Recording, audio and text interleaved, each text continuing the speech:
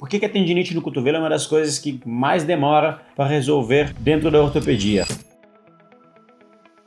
Bom, essa é disparado, acho que é uma das frustrações maiores do ortopedista e do cirurgião de ombro e cotovelo, que é a epicondilite lateral, que é a dor lateral no cotovelo, em que o paciente normalmente tem um quadro bem arrastado, é aquele paciente que chega dizendo que já fez 40, 50 sessões de fisioterapia e que não melhora. E hoje vamos falar de por que isso acontece e quais são os tratamentos, né? Então, assim, a epicondilite lateral, por muito tempo ela é uma doença, o cotovelo de tenista, que também é o nome dessa doença, por muito tempo a gente achou que era um problema que era apenas inflamatório. Então a ideia era, você tinha uma inflamação, você ia lá e fazia anti-inflamatório, usava tala e essa pessoa iria melhorar. Só que verificou-se que cada vez mais que isso não resolvia. E cada vez mais estudando, descobrimos que você tem mais do que inflamação. Na epicondilite lateral você tem uma coisa chamada degeneração do tendão. Então a degeneração do tendão é como se fosse o tendão, como se fosse um elástico que ele estivesse se desfazendo. Então é um tendão que ele começa a perder a sua elasticidade, ele começa a ficar com um tecido de uma qualidade pior, e isso é o que gera a dor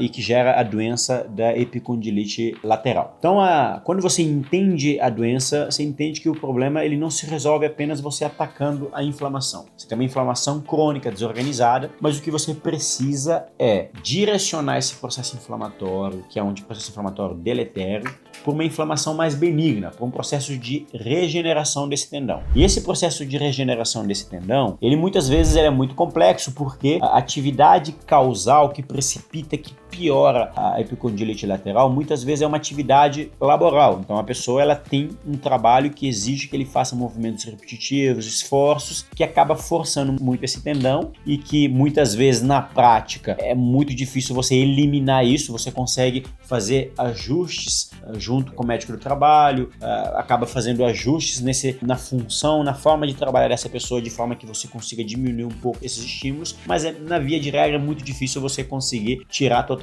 esse estímulo. Então, entenda que mesmo você tratando da melhor forma possível, você tem um estímulo que continua machucando aquele seu cotovelo. E dessa forma, quando você consegue pelo menos melhorar um pouco, você precisa agora trazer um estímulo mecânico e um estímulo biológico para melhorar a qualidade desse tendão. O estímulo mecânico, ele é normalmente feito, direcionado através da fisioterapia. Então, o paciente que tem epicondilite lateral, a fisioterapia é fundamental, porque na fisioterapia, mais do que aquele choquinho infravermelho, mais do que isso, você precisa fazer estímulos mecânicos progressivos que estimulam esse tendão a melhorar de qualidade. É como se você, um exemplo que eu gosto muito de dar para o meu paciente dentro do consultório, é como que você tivesse a musculatura fraca e eu preciso agora que você ganhe essa musculatura. Então, mesmo que eu te dê suplemento, se eu não fizer com que você treine de forma adequada, provavelmente você não vai ganhar musculatura. Então, da mesma forma que você está com um tendão numa qualidade pior, se eu não conseguir fazer com que você tenha um estímulo mecânico adequado, progressivo, é muito difícil que você consiga ter a melhora dessa degeneração desse tendão. Então, a reabilitação na fisioterapia ela é fundamental. E quando você vai da parte biológica, nós temos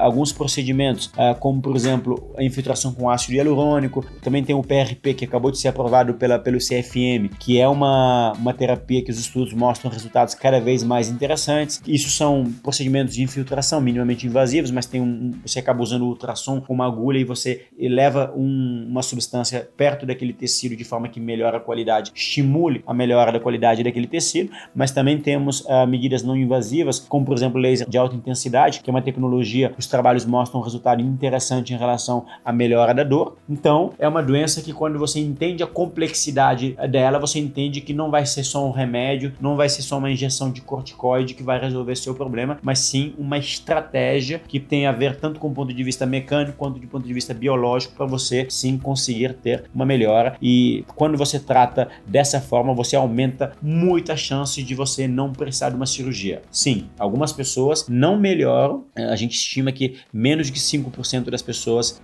vão evoluir para cirurgia, mas é muito comum você ver pessoas que não optam optam por operar, mas que mesmo assim continuam com dor crônica, e na maior parte dos casos são pessoas que não fizeram um tratamento bem feito. E a epicondilite, ela pode ser bastante sintomática e bastante limitante. Tem pacientes que não conseguem apertar a mão, pessoa que faz uma atividade física, vai treinar, daqui a pouco ele começa a perder a performance, daqui a pouco, uma coisa que eu vejo muito é pessoas que têm dor, continua treinando e muda a mecânica do movimento e acaba desenvolvendo lesões em outras partes do ombro, no punho, por conta de uma dor maltratada. Portanto, é algo que sim, você precisa de uma equipe que vá fazer um programa de reabilitação, um programa de recuperação e tratamento de forma que você consiga ter bons resultados. Então não é só uma tendinite, tá bom? Não é só uma inflamação. Procura um bom profissional para você conseguir ficar 100% e voltar às suas atividades sem limitações. Bom, esse é um tema que vira e mexe a gente fala porque é extremamente comum e espero que você tenha gostado, compartilhe com seus amigos e dúvidas deixa aqui no comentário que eu responderei a todos.